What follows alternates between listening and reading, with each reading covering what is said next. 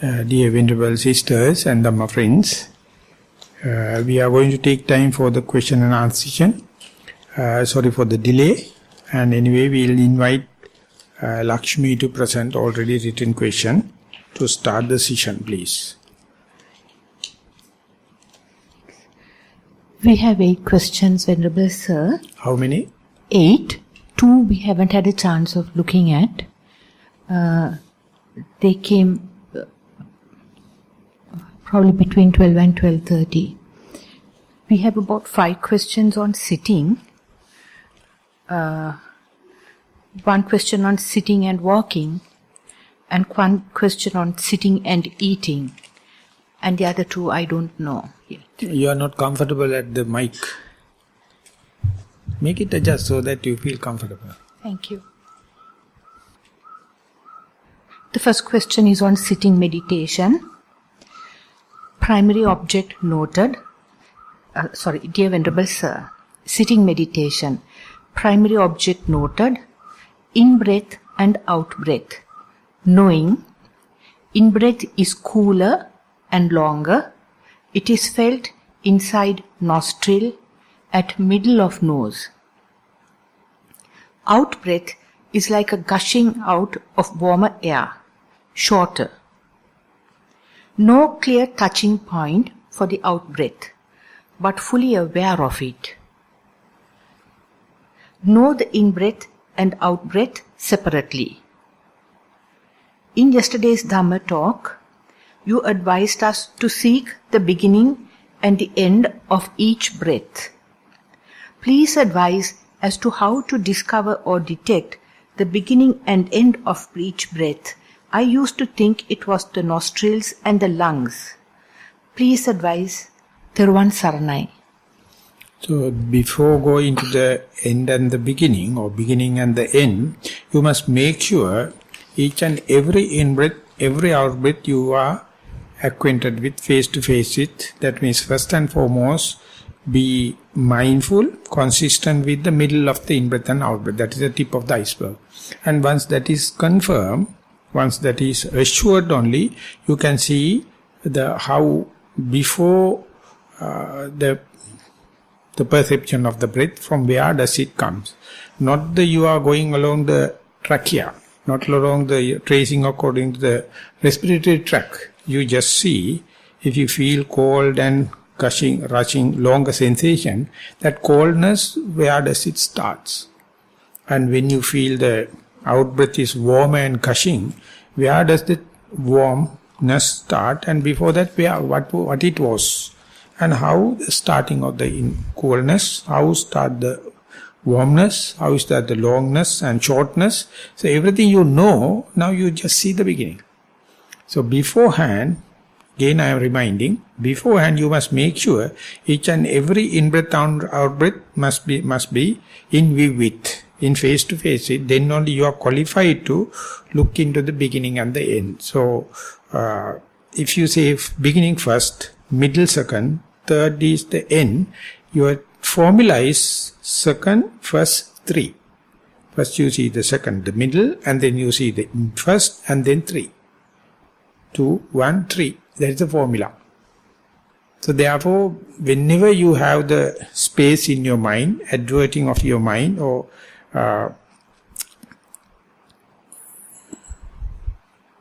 avenuing to the object, make sure it is always consistent, face-to-face long. And that understand, you must feel relaxed and then see the start. Before the coldness start, what it was. Before the warmness start, what it was. What is the longness, shortness, many other criterion.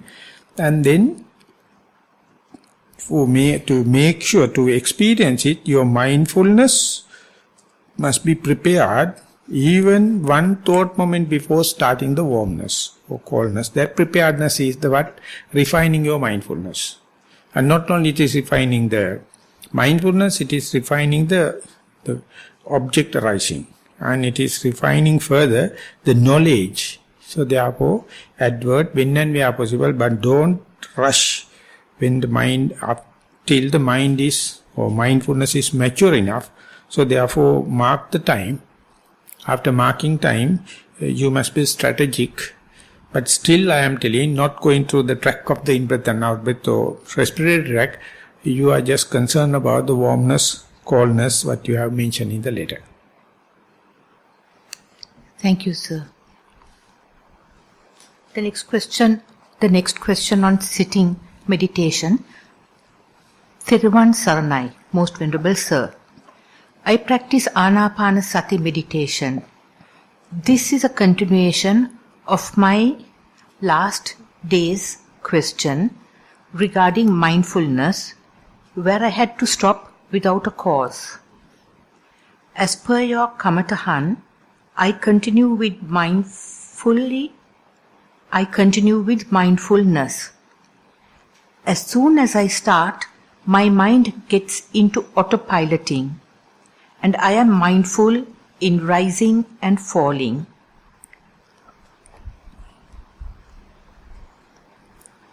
Compares character, ඇතිවෙනවා නැතිවෙනවා, of matter or hardness.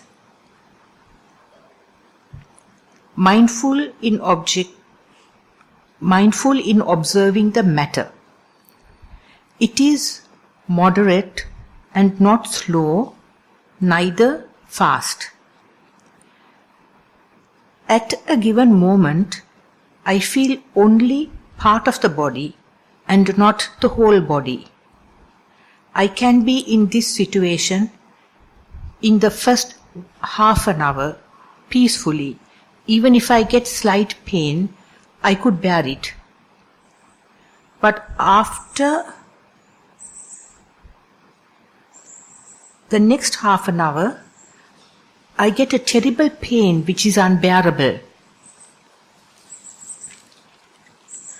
In order to resolve the pain, I followed the following 3 methods. 1. Going to a calm state where I can easily bear the pain. 2. I mindfully check somewhere else in the body. In this also, I can bear the pain for somewhat, but not as long as for the first one. 3. I concentrate on the pain itself. I mindfully look at the pain. It reduces very, very slowly, as concentration is on tiny little matter. Since the pain is severe, this is very hard. So my mind automatically goes to the first 2 methods, or tries to get up, or I try to get up. I am puzzled. I know first is not very good. Can I know whether the second method is better than the actual, as it is also on mindfulness? Yes. Theruvan Saranai. Still you are not focusing to the mic.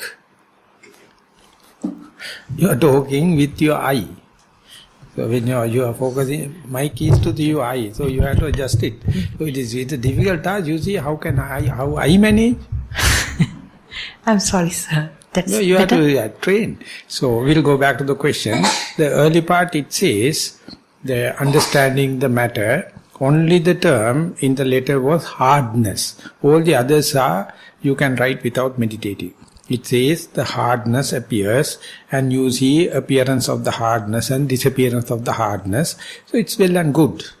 And if you are telling, I am hearing, appearing and disappearing, or rising and falling, or atvina, it's useless, no meaning, because you don't know what is atvina, what is natvina, what is the rising, what is disappearing. So you have to talk with respect to the hardness. And if it is a rising and passing away, it's good.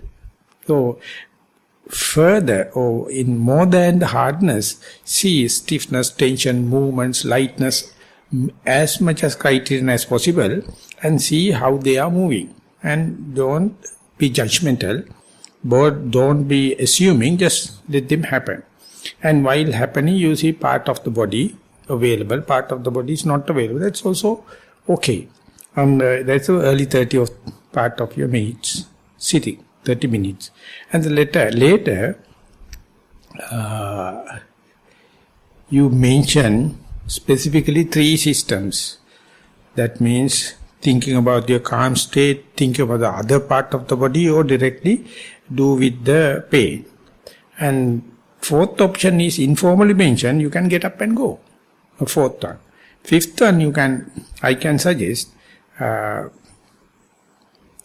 the pain is there, maybe unbearable, excruciating, or normal pain, does that indicate your mindfulness is sharp? That is why you feel the pain in the body.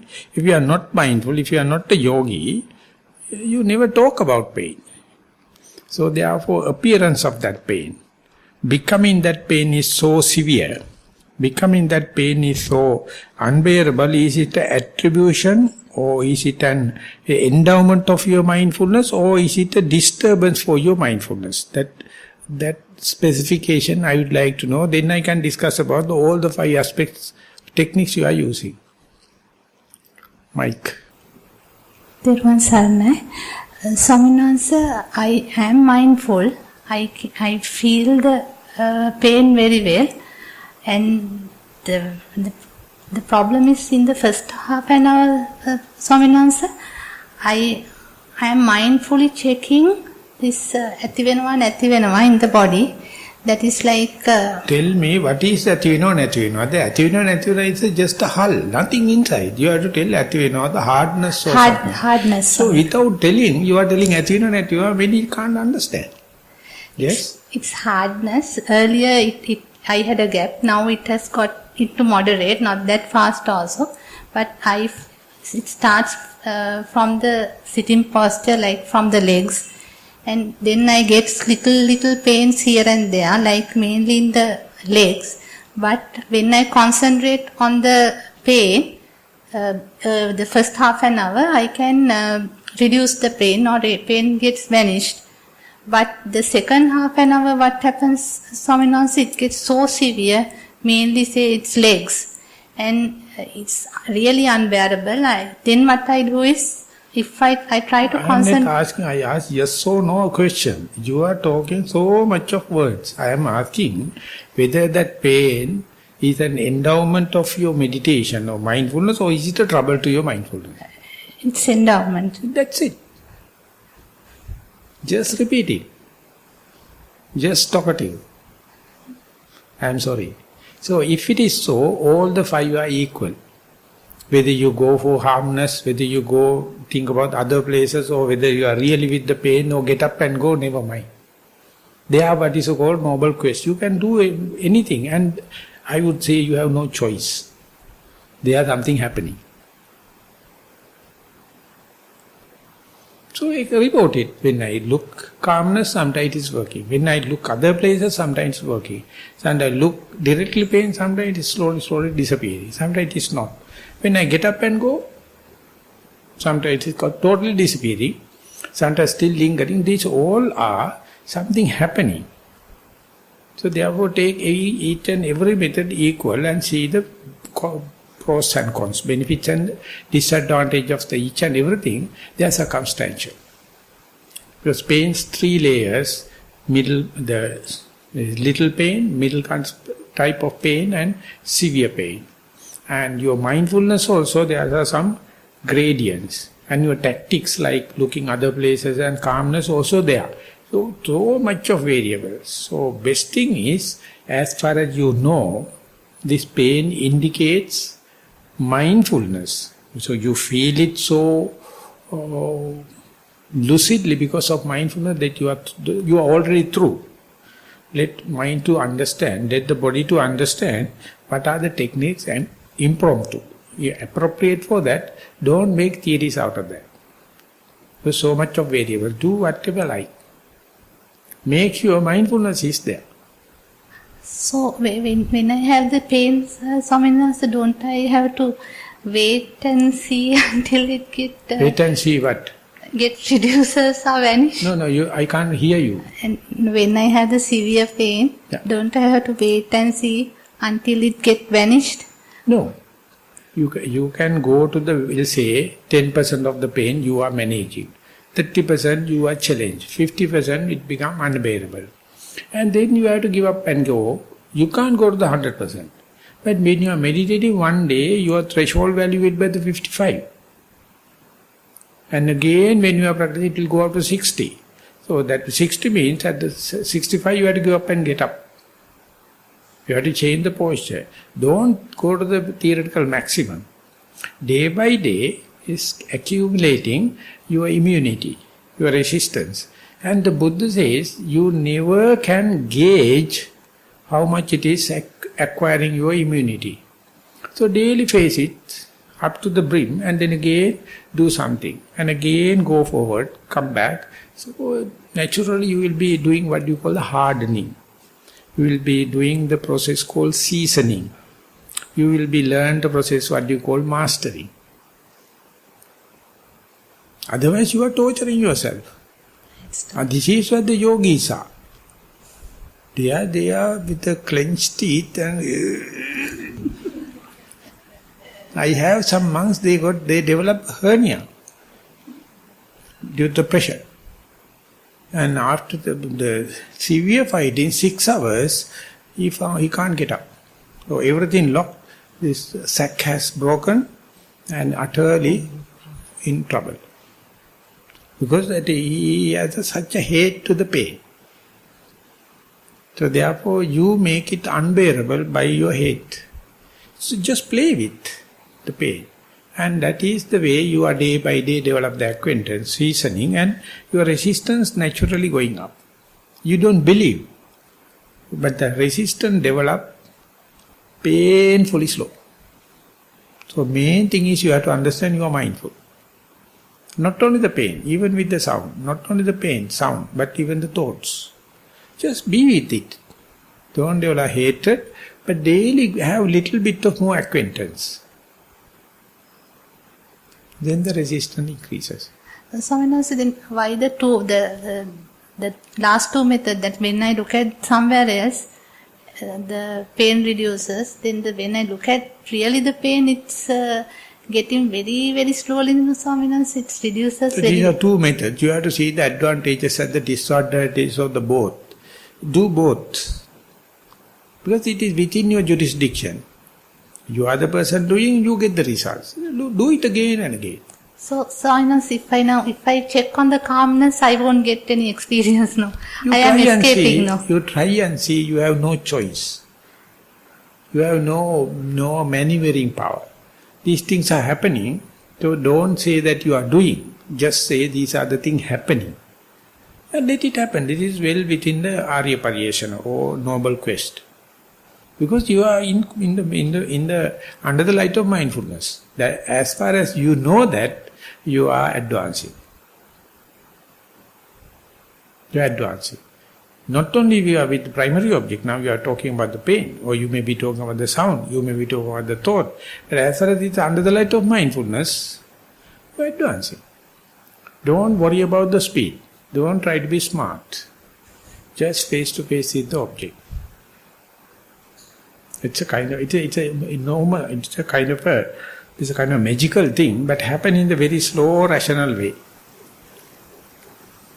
Magic, but rational. The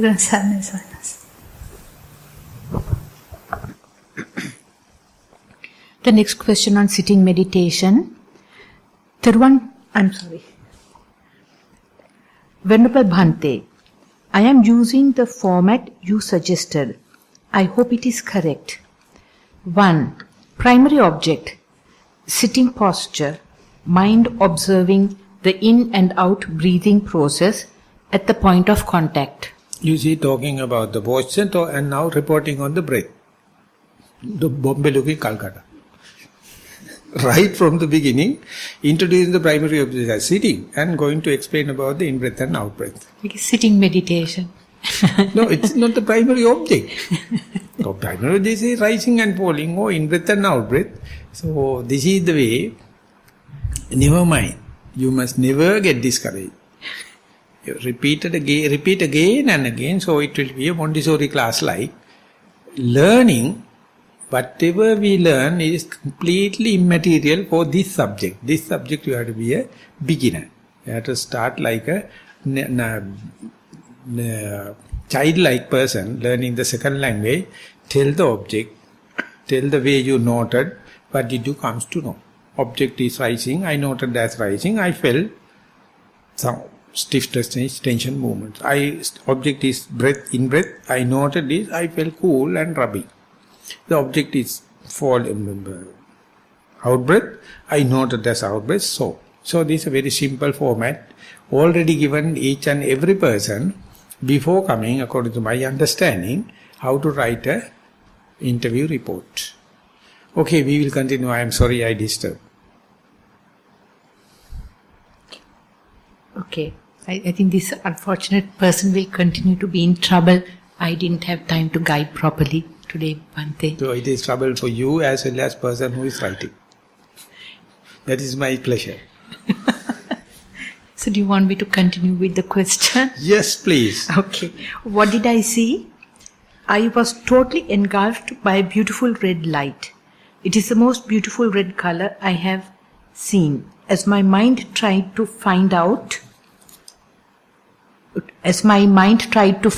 an explanation that it may be due to the sunlight on the floor filtering through my eyelids or its red blood vessels, the color instantly changed to the most magnificent blue.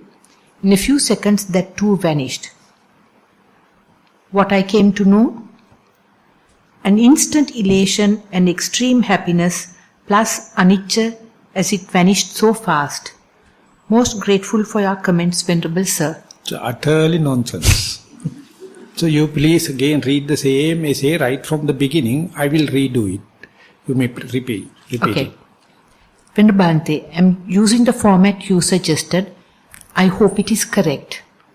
Primary object, sitting posture. Mind observing the in and out breathing process. You see, talking two things. Primary object is sitting and now talk over the in-breath and out-breath. And then what did you come to know? A light. You see that the way, so any person can write this without sitting, without walking, without meditating. I am sitting, I am going to talk about in-breath and out-breath. What I see is a lightening or light. So this is not vipassana means if you are talking about the breath, breath is the object, noted it as in-breath, out-breath, that what you comes to know, the rubbing sensation, brightness, whatever may be. Light may be irrelevant, it is somewhere else, but it is not relevant to the breath as such.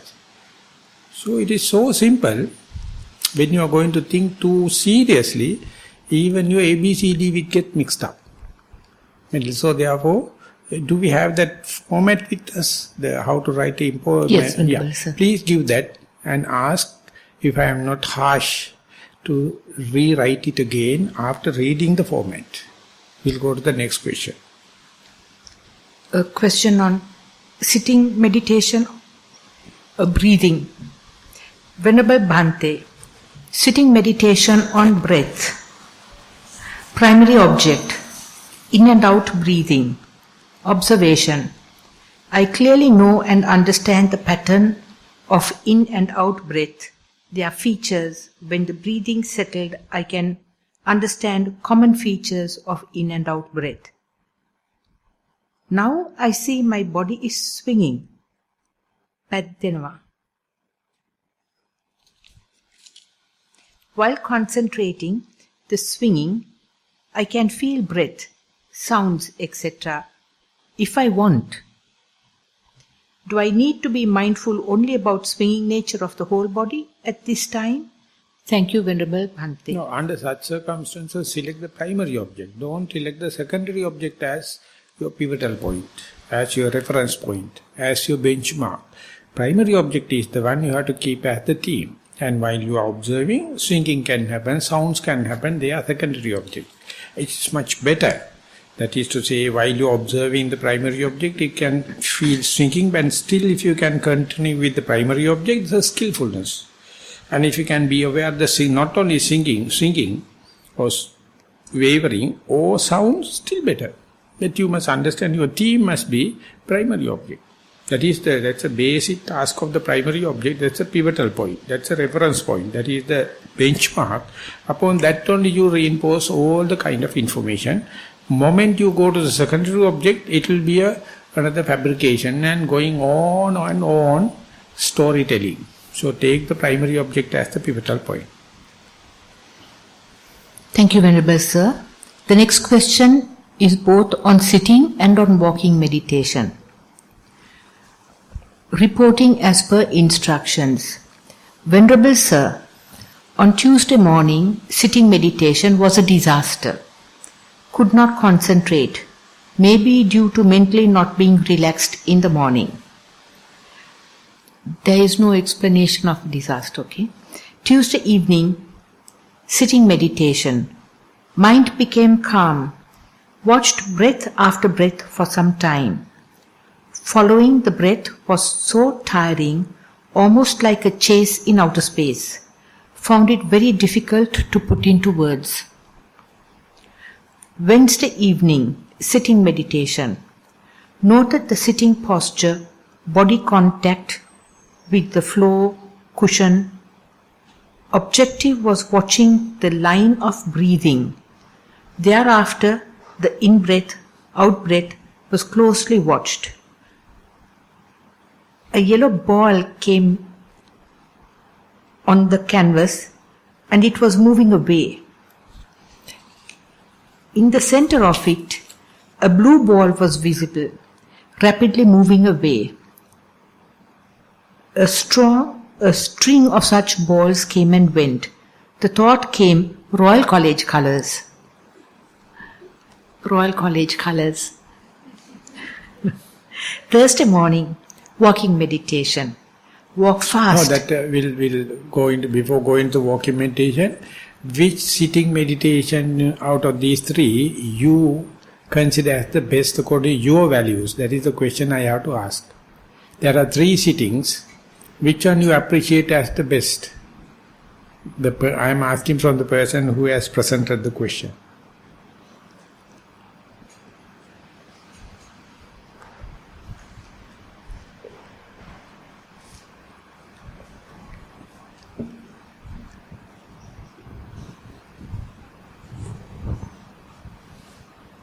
It's difficult to sort of think like that. You have no value judgment. That means all the three appear same. Could you repeat your question, please? What is the best sitting out of these three, what you have taken time to write? What is the best sitting according to your value? I think last one. So if it is so, why you are taking time to explain unwanted things into the essay? My attention will completely scatter there. Write only the best sitting. Then we can talk about that and then we'll sort it out. If you are going to say inefficient sittings and bad sittings, you can write later, I had that bad sitting but this is the best. So, before reporting, sitting or walking, tell according to your value system, what is the best sitting, then I can really communicate. When you are going to write history, I don't know where to fix the attention. So therefore, with the third one, I also agree with you. Only disagree is don't waste time, paper and everything for writing the first and the second thing. So if the second thing is happening, again expect the first also can happen, don't worry about that. Don't write about that. That does not indicate that now onward only the third sitting is going to repeat. No. Bad sittings may come. Disadvantages and failures can never, don't worry. Only give the facilitating fertilizer and the food for the whatever the best sitting, and it will mark your advancement. That means you only talk about the love spots. You only see the silver line in the dark cloud, don't talk about the dark cloud. Then you are utterly improving, utterly progressing. If you are going to talk about the dark cloud, you are appreciating dark cloud. So this is the way mind is working. So appreciate the best sitting and tell what is the difficulty for you to continue like that. If there is no difficulty in continue, just facilitate in that way. And at the end of the essay, you can say, if you are so keen, I had some bad sittings that even without telling, it is understood. Okay, now we are going for the walking meditation. Thursday morning, walking meditation. Walked fast and noted the walking. It was hurting the soles, so walked very slowly. Noted left, right. Tried closing the eyes and walking for a few steps. Felt the system slowing down. Then lethargic, odd feeling. Stopped walking. Noted standing with closed eyes. Felt like something was happening, so waited for a while. Then the yellow big bubble came and was moving away. In the center was a purplish, reddish bubble. They were moving away one after the other. It was repeated for a few minutes. Appreciate anonymity. Thank you. But the last one? Appreciate anonymity. Yeah, so that already anonymity is broken. Never mind, whatever may be, and when you are walking, even the lethargic, or enthusiasm, or sharpness in your observation, or dullness, all are equal values under the light of mindfulness, because when and where, the Buddha says 11 facets, desirable, undesirable, gross and subtle, far and near, close and in and out, past, future, and then all are valid facets. So, for my understanding, dull and far away and subtle are the most difficult thing. Usually you looked away. So these are the things when you are coming, still if you understand I am mindful, and whenever you are reporting you feel thrilled or you feel glad, that's a sign of progress. Let them happen. Report in discreet way. Report without a value judgment, because value judgment is going to cut 6 facets.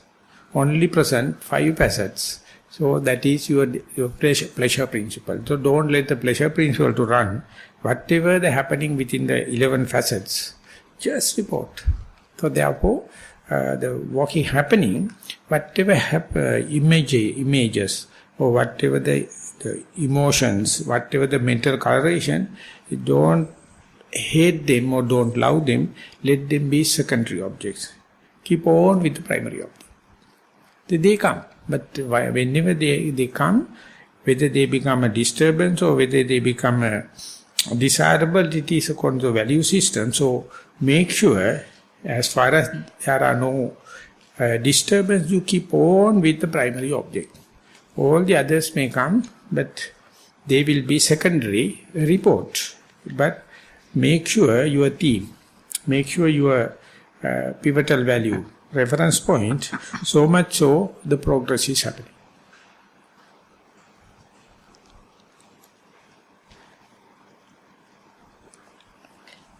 Sitting and eating meditation. Venerable Sir, last day in a meditation center, I think that's a heading. Last day in the meditation center.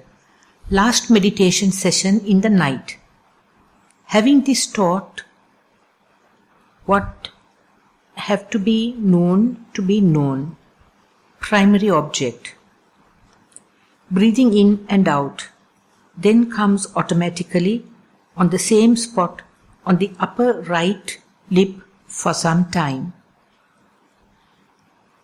Then a vision of a small girl around 8 years old, black, curly hair, chubby face, dark big eyes, nice white teeth, wore a pretty dress. From the girl, she became a very old woman, having straight grey hair, sunken eyes, wrinkled face, lips and neck, long, yellowish, dirty, ragged dress, arms thin and wrinkled skin, hands can see the veins, fingers and toenails thick and long and curled inwards. Then a lighted big bright ball flying straight hit on the forehead and went back. Got a shock. Then the meditation bell rang. Opened eyes, got up and walked through the open door, knows everything, just doing, just what Bhante said, like a puppet. This action till next morning breakfast, just the knowing, collect dana, hand up and down in the mouth, just knowing the change from one act into the other. This change occurs from one action to the other so fast as the girl to the old woman. No one but just a stream of actions. One will be the same as the girl to the old woman. With metta. Wish to be anonymous, please. Thank you. So still you are not properly talking to the mic. Can others hear anyway? Okay? So never mind. Then it's okay. And this letter, maybe it's a good experience, but you see how much little talking about the primary object, how much about the images. How discreet, how in detail. So this is the way we call storytelling. This is the way we call fabrication. So give as much as detail to the primary object, they report it, but make it a summary form. Otherwise you are fertilizing all the fabrications, all the stories, and next day, not only the young girl come, young boy may come and talk another story. And you may write another long letter, and Lakshmi will talk to another mic, and then we have to listen to the cock and bull stories. I am not telling cock and bull, but I am telling, please, to take as much as detail of the primary object. All these are just to make you eccentric, just to pull out you from the primary object, but they are very lucrative, very colorful, very descriptive. That means you are other way, other-minded, so therefore understand this is what you call the defilement. This is what you call the evil one. So you must understand that, let that description be there, take enough time, explain such a detailed, lucid explanation of the primary object, you are almost near Nibbana. It's a good thing, but you have to put the cart before the horse. So therefore always keep, whenever necessary, pragmatic primary object. All the other details may come. Just brief them, just put into the end of your essay. If the primary object disappeared, well and good. Be aware. Many things come and go. Don't let them to carry you away. Lord, don't let them take you for a ride. This utter taking for a ride. Not only the person, even the whole discussion. It is a good lesson for everyone. When meditation, many things can happen. But Lord, lose the sight of your primary object. Moment you lose, whether it is a story or fabrication, anything may make you eccentric. They are very dramatic. They are very, natural. Very attractive. So much so you will talk about, so much so you lose the primary object. So simply be in the primary object, and even this happen. Don't give enough space in your essay. Yes, right, primary object. Good. Thank you, sir. The next is a question on sitting meditation. Theruvan Saranai, Most Venerable Bhante. Sit-down meditation experience during the last session yesterday. Primary object, initially the body posture. 10 to 15 minutes later, in-breath and out-breath. Feeling breath is a rare occurrence in my meditation practice. However, This time I felt it in front of the nostrils. Both in and out breaths were subtle. In-breath was comprised of 3 air columns arranged one after another, and in between there were empty spaces. The out-breath was a single air column accompanied with an empty space before and after. After about 10 minutes, the in-breath and out-breath merged each other and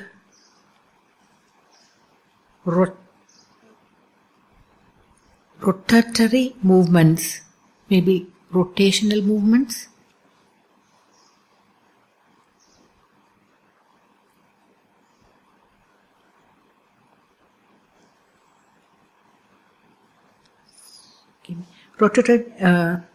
after about 10 minutes, the in-breath and out-breath merged each other, and rotational movements, initially followed by vibrations in front of the nostrils, were observed.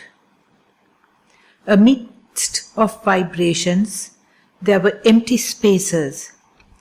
After some time, a state of no noting or knowing occurred, with full awareness. Today morning, just before dana session, I encountered the very same state with no noting or knowing, but it disappeared immediately when thoughts came into the mind on how to describe it. It was like a stilled tree with leaves start to tremor with a gush of air.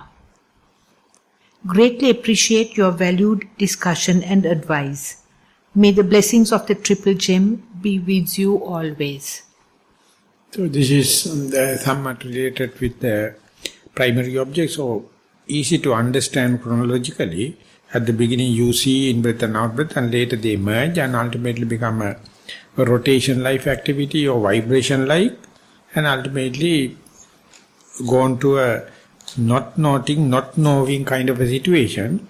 So as far as it is happening in a episode after episode or stage after stage, there's nothing to fear, nothing to doubt about, nothing to entertain doubts. But even then, you have to do it in 1001 times. Not each and every sitting you can have it. Whenever it is happening, there's a order. There's a universal order. Whoever may be, whatever may be the starting point. So to understand the universal order, you have to let it happen again and again. When it's happening, stages are there. So these are the stages Buddha or Venerable Sariputta is explaining. Sometimes you start halfway and go forward. Sometimes you start early point and halfway stops it. Sometimes it's going complete way. So this very difficult for the listener to understand if you are not writing with the theme in your mind. So this is somewhat clear. So therefore let that happen again and again. Even if you have no noting, no knowing, never mind, it is not an accident. It's a episode. Beforehand it's starting and ultimately it's going there.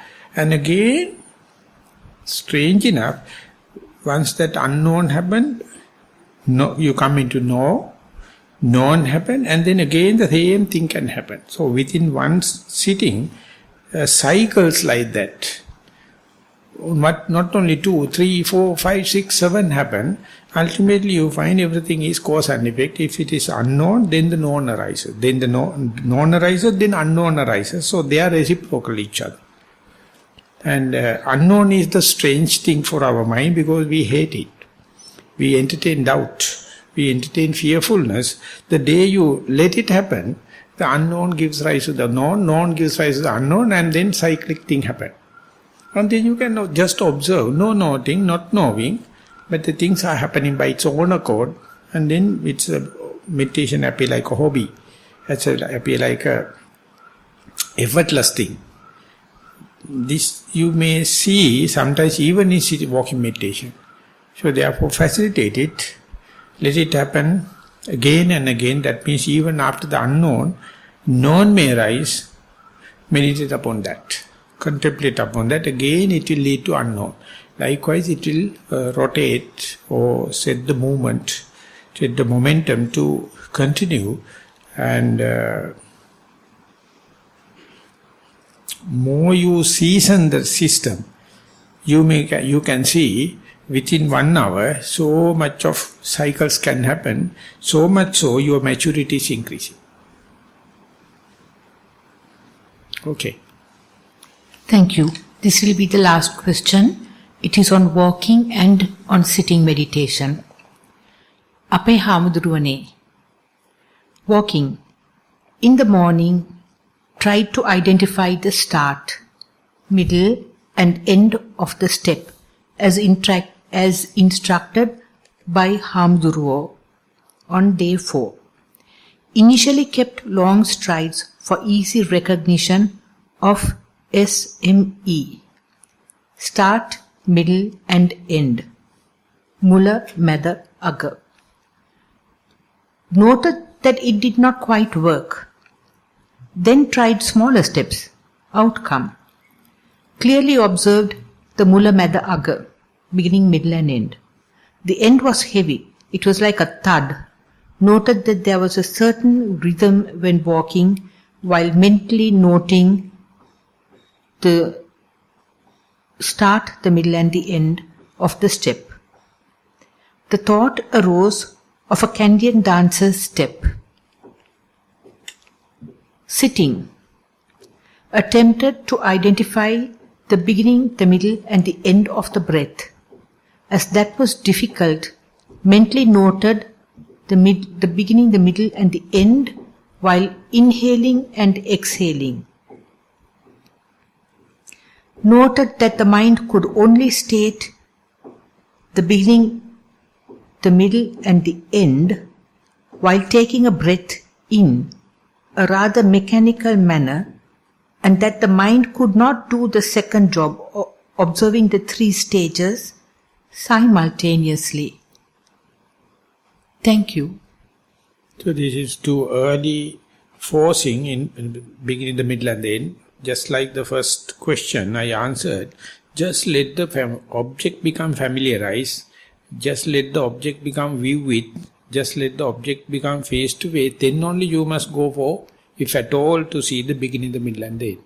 Before that, early settings are not there. If you're going to start with the beginning, middle and end, you are disturbing. It is called eating sour mango. If you are going to eat mango before it is full ripening, it will be very sour. Once ripen, it's very sweet. So you must know where to apply the beginning, the middle and end. So that is, if you do not know, you are struggling with techniques, you are struggling with formulas, and then the Dhamma talk will be a torturing. Whatever mentioned in the Dhamma talk, you try to practice. Even the meditation is not mature enough. Even the mindfulness is not mature enough. Then you are misrepresenting and misinterpreting and misunderstand the Dhamma. So it is very rare the Dhamma talk and your understanding and proper technique can happen. So whenever it is happening, it is electric. But often what happens is you eat sour mango. Whatever the point explained, you try to force before the mindfulness come into the momentum, before the mindfulness come into the maturity. So you must know when you are driving, when to put it to the first gear and when to change it to the second gear, third gear, top gear. They have their specific weights, specific speeds. So without knowing that, if you think about the saving petrol and go start with the top gear, engine will knock. It will not get even started, even not get the pickup. So therefore that change is a very technical thing and very difficult to write technical writing. So I don't feel regret by giving these techniques. Each and everyone is misusing it. Because without knowing the appropriate time, so there is no other way. Trial and error. So the day you happen, you will be in the utter mess, utter trouble, because whenever you try to teach it someone, you are much difficult than doing yourself.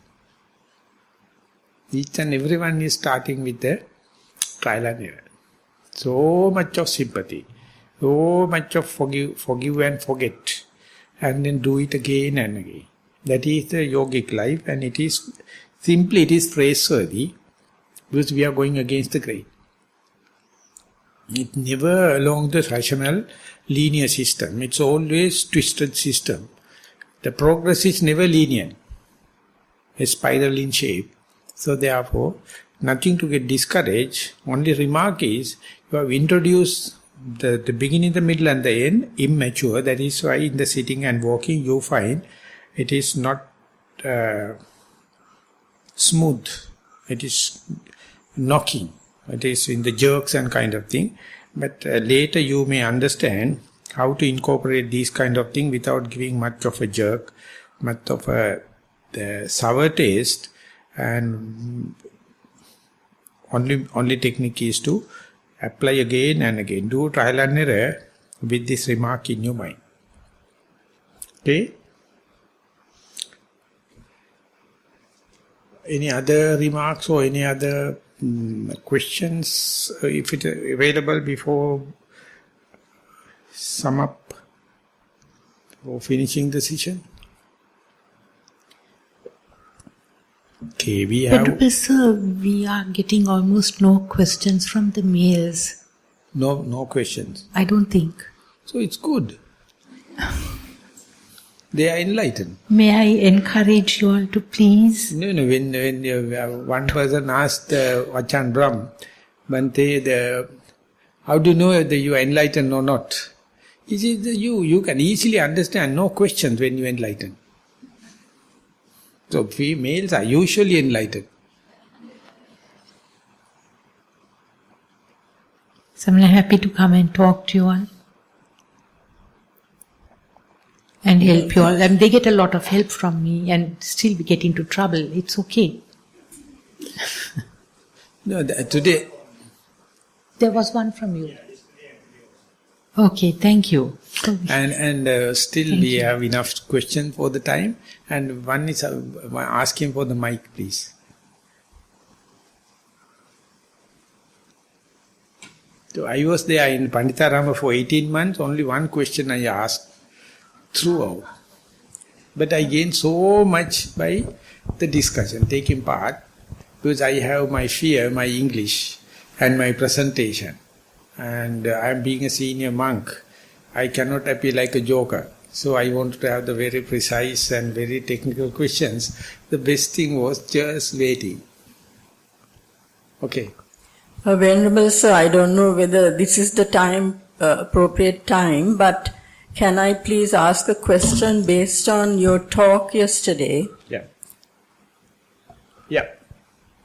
You gave that illustration of a Zen master who was walking with his disciple and they passed a lake where there was a flock of birds flying over.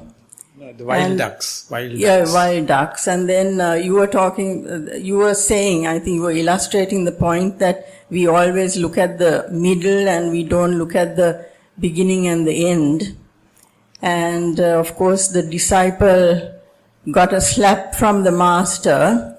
So is that story illustrating the fact that when the master asked, do you know the beginning and the end of this flight of birds, was he referring to the beginning of the life of the birds and the end of the life of the birds, or No, simply if you do not know the beginning and the end, don't talk to another one. It is up to you to ponder into the situation rather than drawing the attention of the master. If you are sure, you can talk someone, you can refer to someone. Otherwise, it is your business to see from where does it comes and where it does, the ducks are going and what the relevance, what is the relationship to me. Just by excitement, I am calling another person and say, hey, that is just childish. That is what the news media They are news making and they make people arousing. People make tense. The master says, don't talk if you do not know the beginning, the middle and the end. That is, it's an experiment for you to do. Instead asking, disturbing another psychology. So, not that you are to ponder into the wild duck. It is just an accident. Why should you worry? Master is leading, you are following. Why should you worry and take time for the just accidental wild ducks? This is what you call gossiping. Thank you, sir.